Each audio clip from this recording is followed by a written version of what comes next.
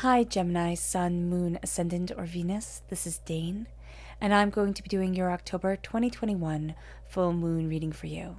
Now I ask if this reading resonates with you. Don't forget to like, comment, and subscribe. If you're interested in any of the cards that I'm using, they will be listed and linked in the description box below. Now before we begin this reading, let us clear the energy space, raising our own energy vibration and releasing any negativity. So take a nice deep breath in, exhaling whenever it feels comfortable for you.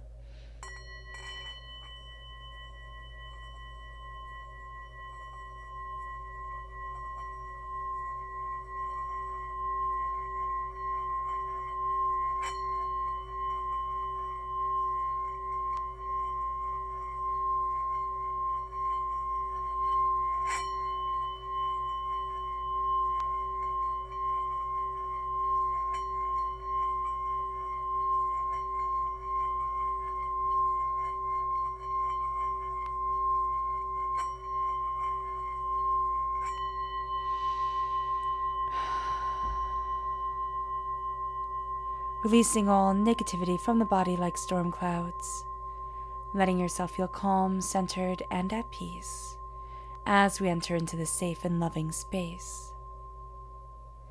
Let's let the bowls sing as we see what the tarot has to say.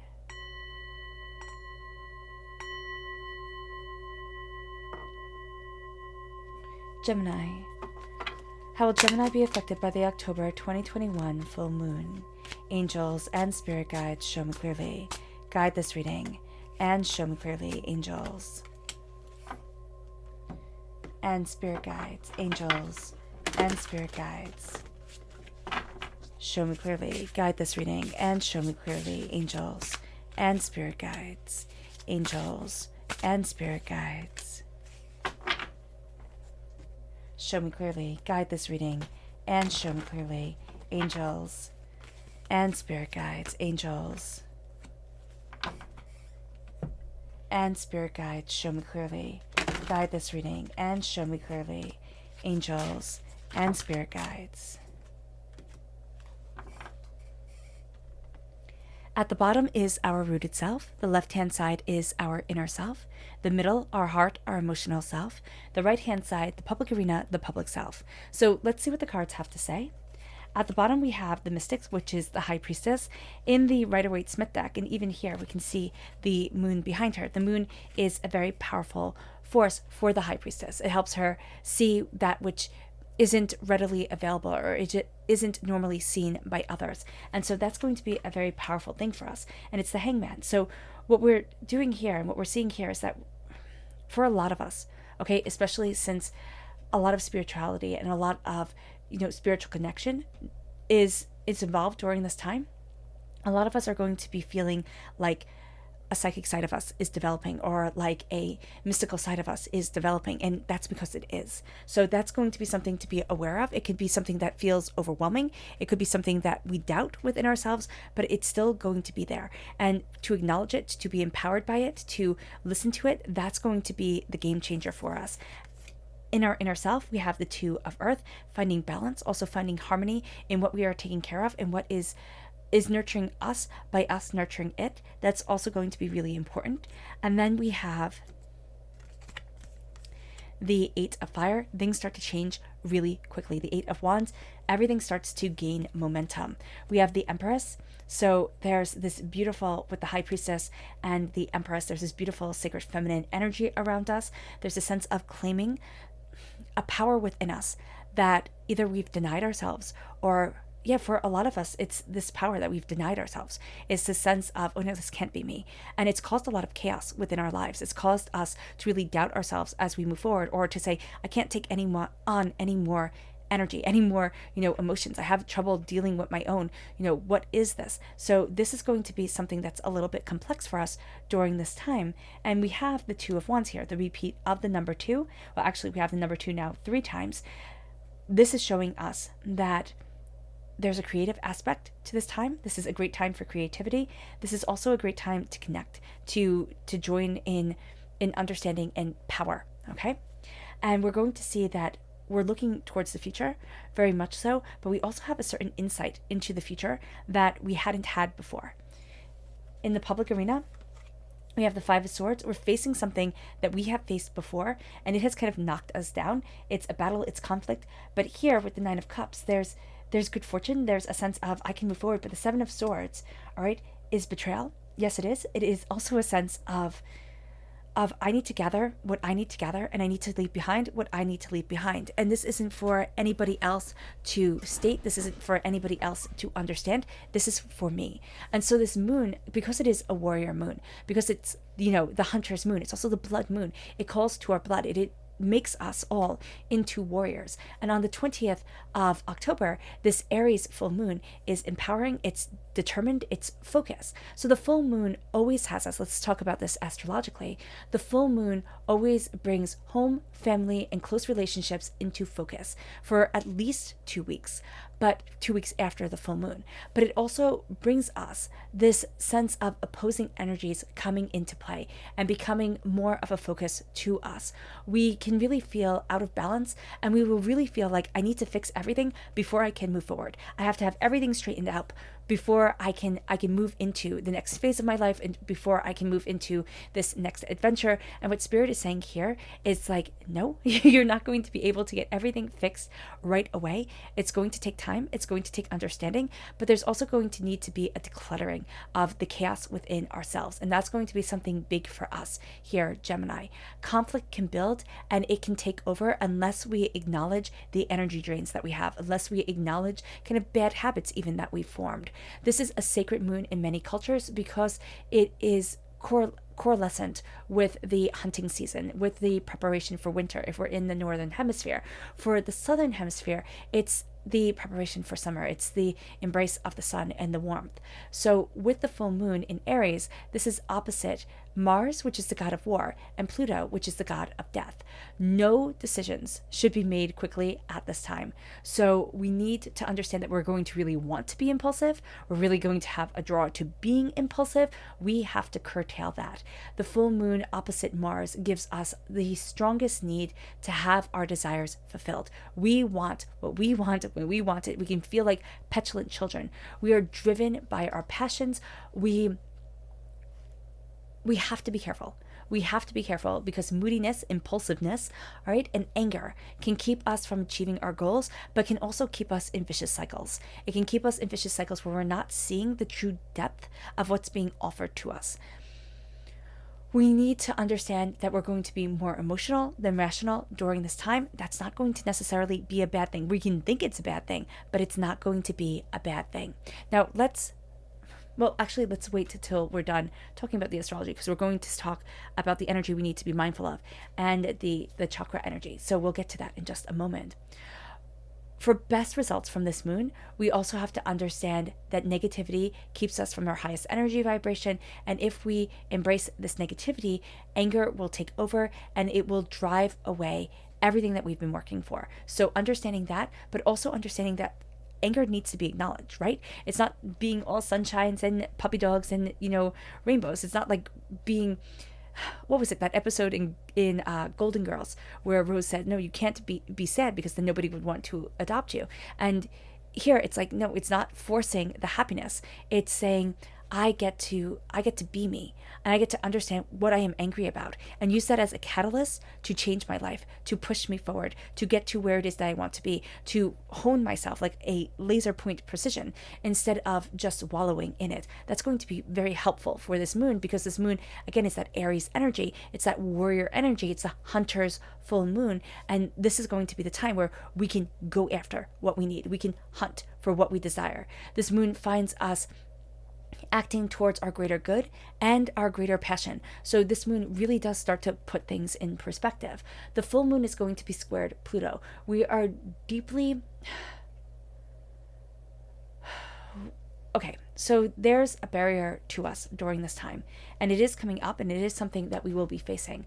But there are these deeply buried feelings within us that are starting to surface. These deeply buried feelings of inadequacy, of, hurt and pain and toxicity that have been within us, and they're starting to rise. We can also see gifts that we have shoved down, maybe not normal, quote unquote, normal gifts, starting to come to the surface. And we could be toying with, how do I deal with this? How do I deal with the emotional, weight that I'm getting from everything? How do I deal with the veil between the spirit world and the earthly world becoming thinner? And it could be something that's very hard for us. But if we do not acknowledge the fact that we've buried things down, the toxicity that has tried to destroy us, the doubts and the fears, we are going to find that it becomes debilitating. But if we acknowledge it, if we acknowledge what we've been trying to ignore, this is a time where all of a sudden it becomes cathartic. All of a sudden we have this release. Now we can have a spiritual advisor during this time who helps us. We can have a friend or a family member that we talk to. I would highly recommend somebody who is more spiritual. So if we're talking to a friend or if we're talking to a family member, let that person be more spiritual. That it helps us guide us forward, because we're going to need that spiritual connection during this time. Mars is squared Pluto. This brings a strong drive towards success, but it can also increase our desire to win at any cost. So we're going to find that we can be controlling, we can be ruthless, we can be jealous, and we can be underhanded. And those aren't cute traits. So, just understand that about ourselves. Like, I don't want to be jealous during this time. I don't want to be controlling. I don't want to be manipulative. I don't want to be ruthless. I want to be me to the best of my ability. And that's what we have to say to ourselves. People are going to let egos come into play big time during this time. And that could be something that is just overwhelming for us. Not being drawn into the drama, not being drawn into the mess of everything, that's going to be a must. Keeping to the facts, keeping to what we desire, keeping to our goals, that's going to be really strengthening for us, really grounding for us. The full moon in Aries is most closely aligned to the fixed star Alpherg. So Alpherg is also known as Eta Piscium. So Eta Piscium is the star that has the nature of Saturn and Jupiter. And makes us prepared, it makes us determined, it makes us successful. It's a really great star. This is a star that also rules the pineal gland, which influences our spirituality and our spiritual development. That's why the spiritual is so important. And we see that at our root, the spiritual actually starts to change everything for us, and we are changed by the spiritual. Nothing that happens during a Saturn-Jupiter conjunction is on a small scale. So things tend to be powerful, they tend to be profound. Alpherg, the fixed star Alpherg, is also the star of mysteries, and it aligns us with this powerful understanding of the spiritual, mystical world. We're very, very drawn to the spiritual. It can also lead us to be very drawn to the unsavory aspects of the human psyche, the spiritual, the religious, the dogma. So we have to be mindful of that. Not that any religions are unsavory, but you understand what I'm saying. So understanding that there is power and tenacity and insight to us, that there is this spiritual need that is calling us to move forward, that's going to be a really powerful thing for us during this time. The energy that we have to be mindful of during this time, angels and spirit guides, show me clearly, is the Queen of Pentacles. This necessarily isn't, these are people having different energy vibrations than us. This is a person being driven one way and we're being driven another. Their energy vibration, their determination, their focus is not going to be the same as ours. It can also make us feel rather insecure or questioning around money and our own financial drive. So do be mindful of that during this time. Our chakra energy, angels and spirit guides, show me clearly. Guide this reading and show me clearly, angels and spirit guides, is dreams. We have the spiritual development, right? This is the third eye chakra, and it's going to be opening to us more and more through our dreams, through our greater understanding, through our insight, through our ideas. And that's going to be where we start to see ourselves diving more deeply into things. So again, it's through the dreams, it's through the connection with spirit. It's going to be when we're daydreaming that we get answers. It's going to be at night when we're asleep, we'll wake up. And it can be that we're woken up rather abruptly, like through a Charlie horse or through coughing and needing a glass of water or a mosquito bite or something like that. And all of a sudden it's like, oh, that's the answer. And it comes to us in a way where spirit is waking us up out of the slumber to say, remember this answer. We might not remember it because, we're sleeping and we've now been disturbed, but It comes to us in that intensity. With the mystic, with the high priestess, we are going to be astoundingly drawn to the spiritual. We're also not going to see people for the way that they want to be perceived. We're going to see people for who they truly are. We're going to see the depth and intensity of them. So with the mystic, with the high priestess, the veil is being lifted from our eyes. We're going deeper and deeper and deeper. This can be astoundingly overwhelming. If it is too much, make sure you tell spirit that. Make sure you say, you know what, I can't dive this deep. I'm not ready for it. It's overwhelming me. And kind of pull back a little bit, but acknowledge the gift that is being given and acknowledge that it just isn't the time to be accepting it, because it's going to come up again and again as we start to accept these aspects of ourselves, as we start to accept this way that we're moving forward, this passion within our lives. And the Hangman is like, these gifts make us different than everybody else. And we're going to think, oh man, why can't I just fit in? As somebody who's personally tried to fit in almost their whole entire life and failed miserably, it's time to stand out and be different. It's time to say, but this is me. But this is me. This is right. This is who I am. This is my power. This is my connection.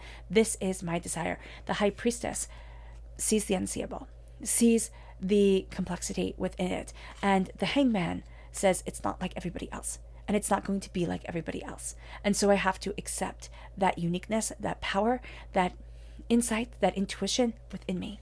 We're balancing what needs to be balanced. We're also taking care of what needs to be taken care of. The mama bear and the baby bear, they share this beautiful bond, and they share this beautiful complexity. And so here we're going to see with the Two of Pentacles, in the traditional sense, we need to balance ourselves before we can balance anything else. We're going to be trying to balance everything. And in trying to balance everything, we're going to find that we run out of time. It's just going to happen. We run out of time. And it's going to be frustrating. It's going to be overwhelming. It's going to be like, wait a minute, I had all this time and now there's no more time. And it's going to be something that aggravates us. Once we set ourselves these goals, once we set our feet firmly on the ground, we are insightful, we are intuitive, we are moving forward in our ideas and what's practical for us. That starts to be the game changer. We need to make sure that we are resting. We need to make sure that we are nurturing what needs to be nurtured for us. And all of a sudden, things start to change. All of a sudden, we start to see this passion, this fire, this intensity guiding us forward, leading us to more, gaining an understanding. And as we gain this understanding, we gain an insight to ourselves. The Eight of Wands is like, ready or not, here it comes. Inwardly, we know there is a huge change coming. It's going to be more spiritual, but it's also going to be about taking our power, of not defining ourselves through hurts and pains and disappointments and heartbreaks. It's going to be through defining ourselves as powerful, understanding beings. It's going to be through claiming the throne, claiming our insight, claiming our ideas, knowing what we desire, knowing what we want, knowing what we see for ourselves and the way that we want to move forward. The Empress is claiming her voice. She's been silenced for a very long time. She's also birthing something forward into this world that could once have been robbed from her. And now as she is bringing it forward, it's like, this will never be robbed from me again. Nobody will misunderstand my power, my intentions, my determination. And that leads us to understanding more complexity as we look towards our present, but we're also seeing glimpses into the future. We're seeing glimpses into the way that we want to be, into what we desire, into how we are manifesting what is most sacredly important to us. And this can be a little bit overwhelming. The Two of Wands is like, there's this sense of something greater is coming, something more passionate, more powerful. And it's not necessarily, the crystal ball is just standing out beautifully. It's not necessarily going to be in the here and the now, but it's kind of like, I know that if I set this up, I set this up for my future. I move forward in this way. We're going to be driven to understanding something that once seemed too complex to understand, too unbelievable to really accept. The Five of Swords has us knowing that we're going to be facing a battle in the public arena that we have faced before. Now, because we have all this insight, which actually makes us astoundingly sensitive and can make it harder for us to face disagreements, it can be complex to say, okay, I'm facing this disagreement. I'm facing this thing that, smacked me in the face before, and yet I'm moving forward with power and purpose and intensity now. So what's happening here with the Five of Swords is that we're going to start to see that we are driven in a very distinct way. We're going to start to see that we're not hiding ourselves anymore. We're not hiding what it is that we greatly desire. We're not hiding what it is that we greatly need. And it starts to lead us to this place where we look at our wishes. And as we're facing these battles, these conflicts, the thing is like, am I standing up for me? Am I standing in my power? Am I standing in my understanding? Do I know what I need? And the Nine of Cups is a good fortune that leads us forward. There is a sense of a blessing coming over us, a blessing guiding us, a blessing leading us. And as this blessing comes, there is this power of people can see us elevating, people can see us changing, people can see us moving forward in a way that we ourselves didn't expect. But we're going to find that it's like, it feels like we're coming home, and we're going to find that others feel like we've stepped into something that's really quite extraordinary. We're not going to feel that really for ourselves. It's going to take us a little bit longer, but it feels like we're becoming more comfortable within our own skin, within what we desire, and within the way that we want to move forward. The Seven of Swords is telling us we're still carrying around a lot of baggage. Okay, there's still a timidity to us that we're not necessarily going to like. We're going to be too much in our own heads with the Five of Swords and the Seven of Swords. We're going to overthink things, overanalyze things, and, we're going to get really mad at ourselves for not thinking before we speak, and yet Spirit is going to say, but you just said what needed to be said. So the Seven of Swords comes in and things become intense. We start moving forward with ideas, we start moving forward with insights, we start moving forward with understandings, and then we also find that we're leaving things behind that are weighing us down. We're leaving things behind that were great coping mechanisms when we were little but no longer work. We start leaving things behind that no longer resonate, no longer, elevate our soul. And that's going to be a powerful thing, because it's like this time, this moon is a cleanse for us. It's like this deep detox that, rejuvenates the skin and makes us feel all, healthy and balanced and in alignment. And that's going to be a really cool thing. So let's see what the moon has to say for herself.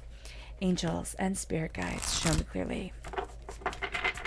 Guide this reading and show me clearly, angels and spirit guides. Angels and spirit guides, show me clearly. Guide this reading and show me clearly.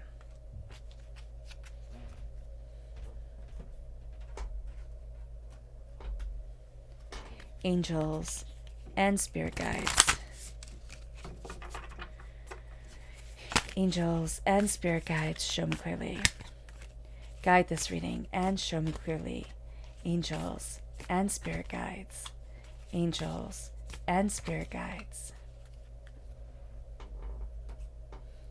So at our root, we have wisdom. You are good enough. And that's going to be really powerful here.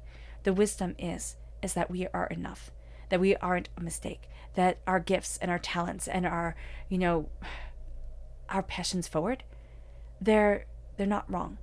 And we're going to find that we get in our own way. We're going to be like, oh, well, when everything is perfect, or, oh, when I have everything figured out. And Spirit's saying here, you never will. Embrace the wisdom that I am enough. I am powerful. I am me. And I am not a mistake. Beauty in our inner self. The answers you need are coming, and it's the full moon in Gemini. So the beauty is represented as us as the full moon, as the answers we need are coming. The beauty is in this creation and this elevation of nature, of our gifts, of what we desire. It moves us to our emotional self, and it's surrender. Work through your fears. It's almost like we're surrendering to our fears so that they no longer have a power over us. We're looking at them. We're being very open. We're being very honest. This is like the full moon squared Pluto comes into play. We see that which has been buried down deep within us. We see that which we have been ignoring, which we have been denying ourselves. And now we're starting to work through our fears into our blessings, into why we are on this earth. We have here fruition. I was going to say fortitude, but yeah, it's fortitude which brings to fruition the fact that luck is on our side, the fact that we are luckier than we think, the fact that we are more blessed than we realize, the fact that there is more to us than meets the eye. And that's coming out during this time, and that's being very empowering during this time. Our subconscious Luna message is acceptance. Don't let pride get in the way. So we actually just went over this with Taurus, and Spirit was saying that pride, because it was like, don't let pride get in the way, and yet, have confidence within yourself. It was a double Leo energy coming forward. Leo full moon, Leo new moon. So here it's Leo full moon, and it says, don't let pride get in your way. And this is acceptance. So the acceptance is that pride will come up. And the difference between pride and confidence, as Spirit was saying, was that pride is based on fear.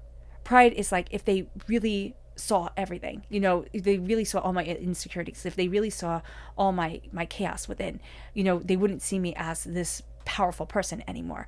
Confidence is understanding that we are flawed, understanding that we are human, accepting every single aspect of ourselves, and still stepping forward. Our subconscious energy to be mindful of is the Chariot. We have to be mindful that our emotions can very easily run wild with us. Our subconscious and conscious self can be completely out of whack.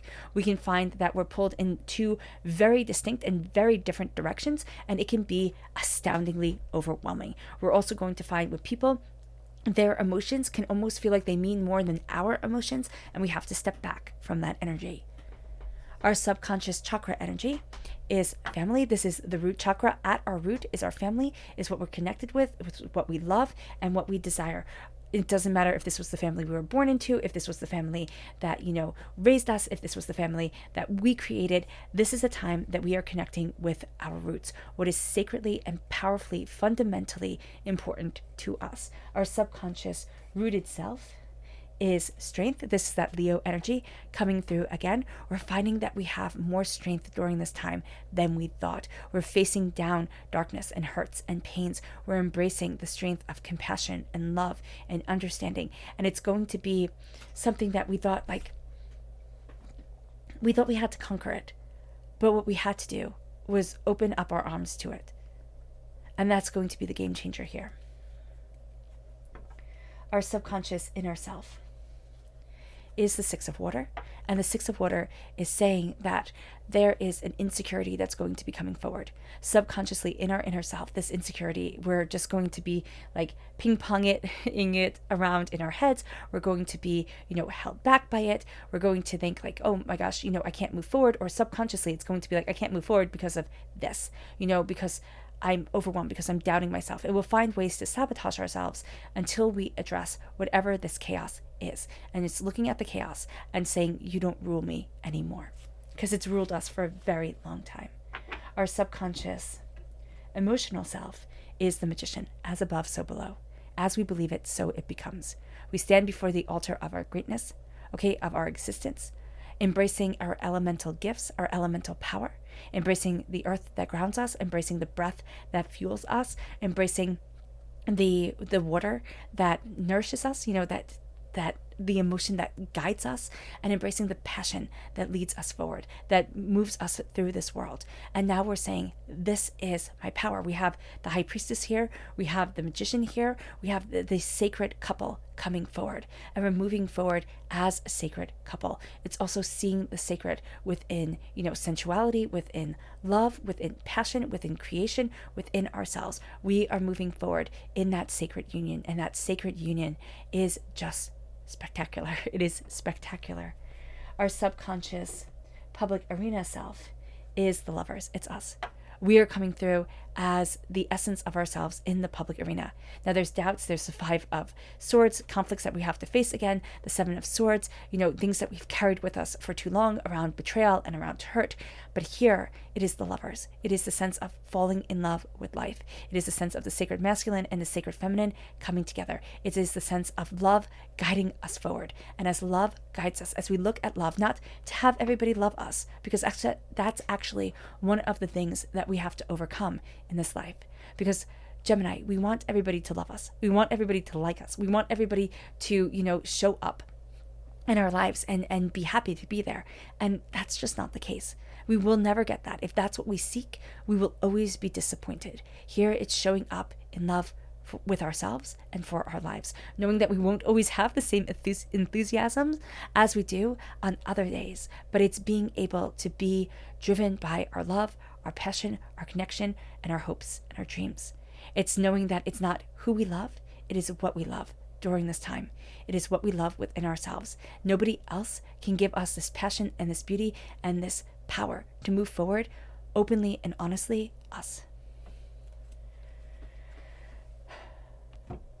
All right, Gemini. I hope this reading has resonated with you. I wish you nothing but light, love, peace, and happiness. May harmony always be with you. I am sending loving, healing energy to each and every one of you. I love you all and stay safe. Let's end this reading with a meditation, a clearing away of negative energy, a raising of our positive energy as we embrace the absolute astounding power of this moon. So take a nice deep breath in, exhaling whenever it feels comfortable for you.